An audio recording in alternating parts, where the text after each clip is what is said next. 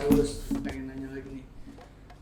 Apa alasannya lu baru lulus, nggak tahu apa-apa tentang jurnalistik, lu berangkat ke Asia?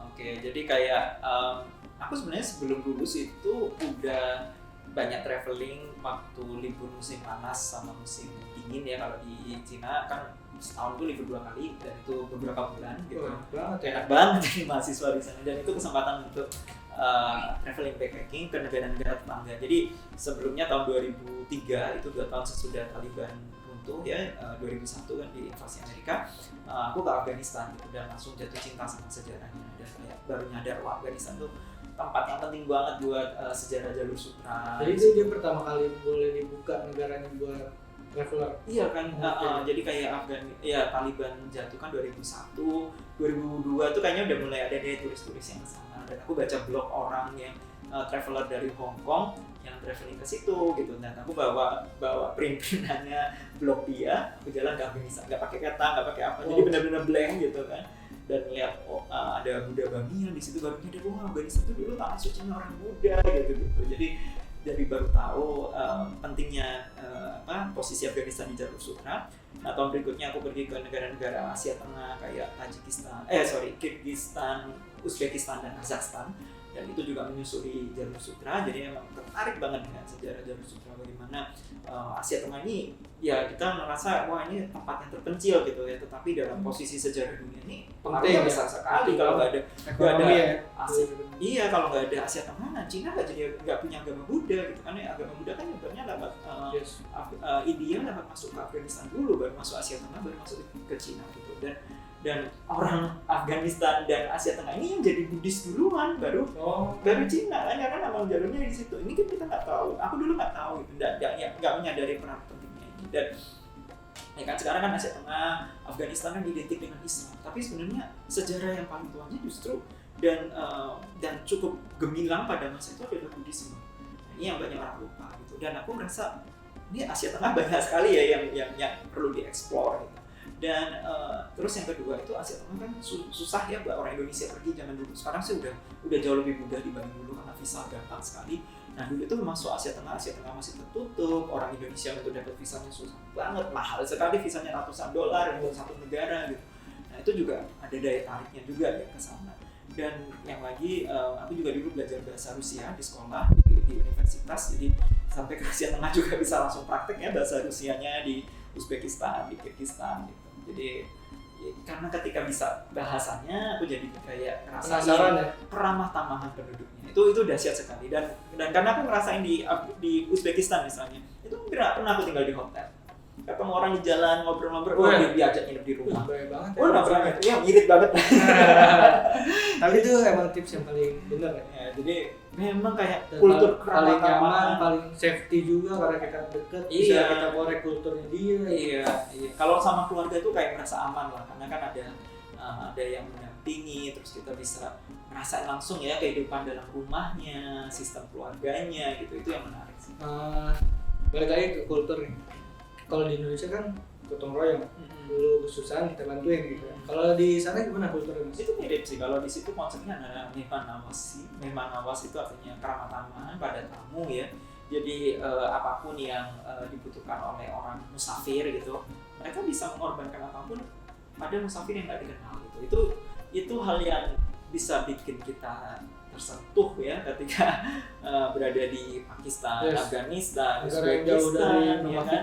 Orang-orang itu sebenarnya ya bisa dikatakan sangat miskin, nggak punya makanan, mereka masih bisa membuka pintu untuk membiarkan musafir, untuk menginap, untuk membantu musafir dengan semua yang mereka punya. Itu aduh nah itu kalau di Tajikistan itu harganya paling mahal ya? Iya kan, di Tajikistan itu ada yang bilang ini ya, musafir itu, tamu itu adalah rahmat dari Tuhan gitu. Kalau kamu kedatangan tamu itu Tuhan kasih rahmat kepada kamu. Itu emang bikin tersentuh sih. Selama perjalanan dari awal sampai menyusuri Asia itu kan terbitlah beberapa buku ini. Berangkatnya gimana tuh? Tiba-tiba kalian juga. Oke, aku sebenarnya setiap hari waktu itu aku nulisnya di blog itu semacam kayak Online. mendokumentasikan perjalananku, terus kayak jadi buku harianku gitu kan, aku tulis di blog dan bukunya juga dibaca orang. Kemudian ada dari itu Kompas, itu dia mau bikin ini rubrik petualang di kompas.com. Jadi ada satu jurnalis Kompas bilang, ini bisa nggak dibuat dalam bahasa Indonesia gitu dan diterbitkan berseri. Lu nulis waktu itu berarti bukan bahasa Indonesia? Aku nulis bahasa Indonesia. Gue punya kan banyak gitu teman-teman gue yang masih hidup loh gitu. Dan editornya Kompas waktu itu suka banget gitu. dan diterbitin di Kompas.com dan ternyata rubriknya ini meledak gitu lah ya di Indonesia. Wow, orang pada bilang Pak tiap hari nungguin Kompas nih buat baca beritanya gitu. Nah, cerita berseri ya gitu. Nah, setelah itu banyak kan penerbit yang misalnya ceritanya di buku. Nah, kalau dari blog untuk jadi buku kan nggak bisa langsung ya, harus ditulis blog. Jadi itulah aku mulai nulis Asia Tengah sama yang putih kamu. Dan ya ini semuanya awalnya sebenarnya dari blog yang jadi buku. Nah, Mas, sekarang bulan Ramadan ya. Ada nggak sih perbedaan atau persamaan ketika di Indonesia dan di sana kultur Ramadan? Apa mereka ada perang sarung juga? Jadi kalau di Ramadan aku banyak ngalamin di Afghanistan ya, karena tinggal cukup lama. Yang aku rasakan di Afghanistan itu waktu Ramadan kalau traveling itu berat sekali karena di jalan pun nggak ada warung yang buka pun nggak ada. Jadi kalau kita traveling di Afghanistan itu kan jalannya kan beratnya, medannya berat gitu. Kalau dia naik pol gitu ya? Iya, naik pol terus jalannya rusak gitu. Kalau siang-siang tuh terus panas lagi kan? Nggak terlalu panas kan gunung ya Afghanistan. Oh iya. Tapi debu banget. Nah itu satu. Yang kedua, kalau aku waktu tinggal di Kabul ya aku cerita juga justru malah nggak aman ya kalau dan di Kabul. Terus yang menarik sih kalau jam sore itu jam udah sepi, udah kayak pulang ya? Sepi ada mobil gitu. Udah kayak pada rumah deh. Ya udah di rumah gitu. Nah kalau di rumah sih ya suasana juga ya bersama, tapi di Afghanistan kan kita makan di rumah gitu. Terus ya satu keluarga makan terus di lantai itu karena itu apa? Memang kulturnya begitu, jadi nggak makan di meja. Jadi makannya itu kan lantai karpet terus ada nampak gitu. Sebelum di atas nampan tuh ada namanya dastarpon, yaitu karpet panjang gitu kan, karpet panjang ke nasi ya, taplak lah istilahnya taplak, lalu makanannya di situ dan orang makan dan biasanya ya di piring besar gitu, ada piring kecil gitu, itu yang aku rasakan. Kemudian yang menarik kalau di Afghanistan kan kalau makan sebenarnya karena makan pakai tangan kan harus cuci tangan. Nah itu biasa anak kecil yang bergiliran tuh dari orang yang tua dia pakai semacam kendi gitu untuk orang cuci tangan.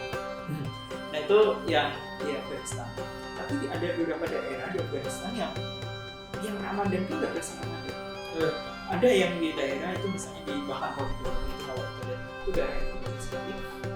Nah di situ kebanyakan adalah umat Ismaili, jadi konsep Ismaili itu lebih rileks ya soal syariat ya. Jadi mereka Islam, jadi sektornya Ismaili dan mereka lebih rileks. Jadi di Afghanistan, Tajikistan itu banyak Ismaili dan kalau di Afghanistan pun aku waktu bulan Ramadan traveling di Bahkan Koridor memang nggak berasa. Makan aja gitu. Jadi mereka gini. Mereka bilang kalau di sana ya, mereka bilang puasa kami bukan cuma puasa perut, puasa kami juga karena nggak melihat buruk, nggak punya nggak berbohong gitu, dan ini bukan cuma di Ramadan tapi seumur hidup ya semua bulan ya semua hidup itu konsep mereka. Jadi di daerah Ismaili. Cuman kalau di Ismaili ini gini, kalau orang Ismaili yang tinggal di luar daerah mereka gitu ya, mereka kalau di luar puasa karena kan memang mayoritas dari sana puasa. Tapi mereka di dalam rumah itu yang aku rasa itu di Afghanistan. Kalau Tajikistan di daerah Ismaili benar-benar nggak ada, semua di mana-mana nggak berasa lah bulan-bulan. Jadi dua perjalanan sama-sama penting ya, perjalanan keluar dan perjalanan ke dalam.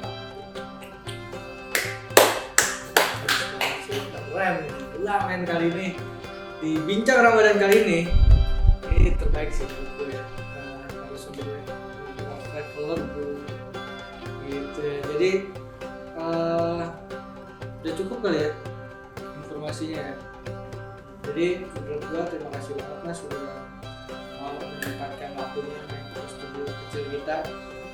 Makasih juga buat undangannya, makasih buat teman-teman yang nonton. Semoga menginspirasi teman-teman untuk gak di rumah aja, kan jangan sekarang main kudet lah, bukan terlalu update ya. Terlalu update lah. Mereka terlalu selfish sendiri banget kan. Lu harus jalan-jalan, keluar mengenali tempat sekitar kita mengenali identitas kita juga dengan jalan-jalan, kita tahu orang, banyak orang. Sebenarnya komunikasi interaksi manusia itu bentuk sosialisasi. Penting banget juga. Jangan sampai komunikasi kita digantikan semua dengan digital. Itu. Oke, teman-teman cukup sampai sini aja. Tungguin keseruan-keseruan di episode 2, 3, 4, 5 di konten Bincang Ramadan. Tetap di National Geographic Indonesia. Bye sahabat. Bye. Makasih.